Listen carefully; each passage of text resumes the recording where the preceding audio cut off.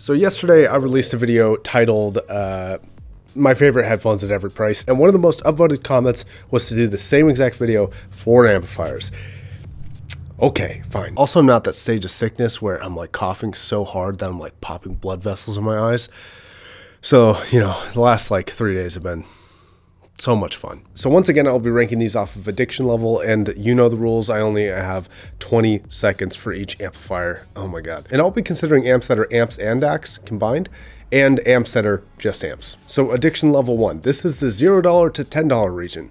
This is the addiction level where Apple took away your ports and is now making you purchase something to make your headphones go boom. Okay, so this is gonna be the iPhone dongle. I highly recommend the Apple branded iPhone dongle for either Lightning or USB-C. The other iPhone dongles that you see like sold on Amazon, they're not really made the same. Actually, there's a lot of internals that go on in the Apple one that make it very good. It actually measures pretty well and can play IEMs fairly competently. It's great. Okay, $10 to $100. This is your first amplifier. You haven't believed this amplifier thing, you're finally deciding to dip your toes in. What can you get between $10 and $100? Okay, this is gonna be the next step up from the iPhone dongle, but it is going to be another dongle called the Moondrop Dawn Pro. It's about $50 right now. I saw it on Amazon for $42 actually. It actually has a bump up in power and definitely a bump up in sound quality, and it has a balanced output for people who are curious about getting into balanced headphones. It's pretty good for the price. Okay, now we're getting into real amplifiers. This is either going to be the Magni Plus, which is just an amplifier. It's got 3 watts into I think 16 or 32 ohms. It's very powerful for the money. Does not come with a DAC. Or Fola 4, which is a DAC amplifier. It has a less powerful headphone amplifier, but still has a lot of options for just $99. Both are great. So this is $100 to $500. This is like you've bought one of those amplifiers, you actually believe in this system now, and you want to get something that will last a very long time. This is where amplifiers, in my opinion, get very good. You not only get a lot of power, but you get a lot of options and really great sound quality. This is the good level of addiction where things are still really sweet. These devices are still really giving you a lot. They're giving you new experiences, you're having a lot of fun with it, but it hasn't quite soul sucked your money out yet. But we'll get there, don't worry. A lot of these are balanced, and that starts with the FIO K7. This is the balanced version of the FIO K9. It also has things like RGB and this kind of gunmetal gray look. Lots of options for the DAC input options that you have on it.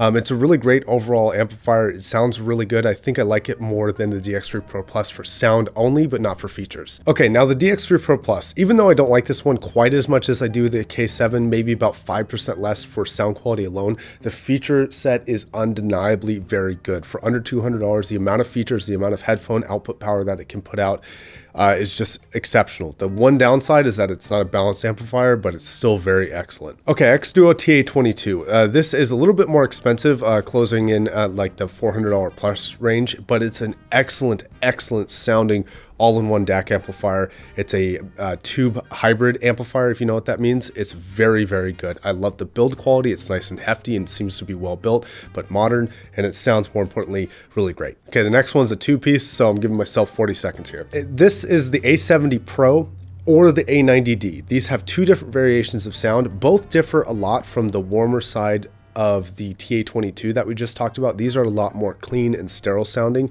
They are both very exacting, kind of buttoned up, very professional sounding amplifiers that don't have a lot of characteristics or nuance to the sound, but that can be a good thing if you're looking for that thing. The distinction between those two is just a little bit how they represent the bass response. I think the A70 is a little bit warmer of a really, you know, clean solid state while still being very clean, of course. And the A90D is just a very correct sounding, ultra clean, less tonal shifted amplifier, but both are great. I went a little bit over. Too fucking bad. This is, again, the relationship ruining level. This is $500 and up. The reason why it's only $500 and up and not going to like way up into prices, because I think that after about $1,000, a lot of amplifiers, they get really good at being built very well, but I think that the law of diminishing return hits it hard for sound quality. I really think that a lot of amplifiers that are like, you know, $2,000, $3,000, $4,000, $5,000, $6,000, they can be built exceptionally well and can be just excellent examples of craftsmanship, but in terms of sound quality, I don't really feel like I'm getting that much worth it.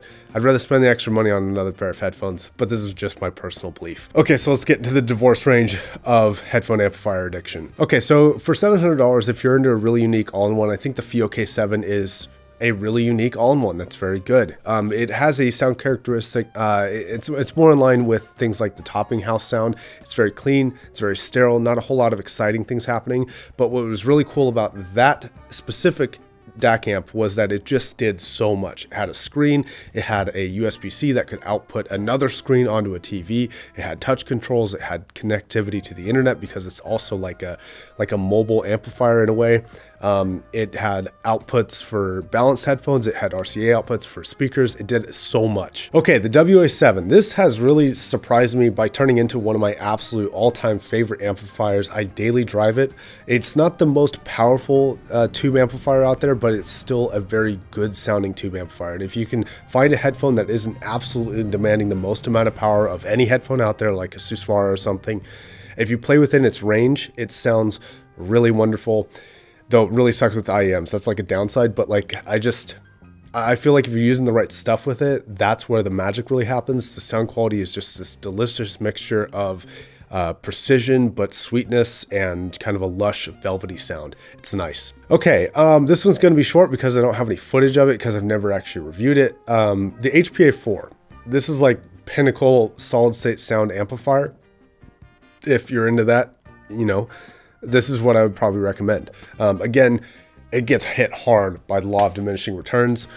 Things like the A70 Pros sound very, very, very similar to it for a fraction of the cost because the A70 Pro is only about $500 and the HPA4 is about $3,500 last time I checked. WA23, I'm in the process of reviewing this. This thing is a whopping, astounding car down payment of $9,000. It's brutally expensive, but it is built amazingly well. This is probably the best headphone amplifier sound that I've ever heard, but it also costs just a brutal amount. If you have the money for this, I would highly recommend checking it out. But just the sound quality is just extremely solid. Like it turns everything into like a really intense version of itself without adding harshness. So like top end notes seem very exacting, low end notes seem extremely stiff and unmovable, but pleasant to listen to.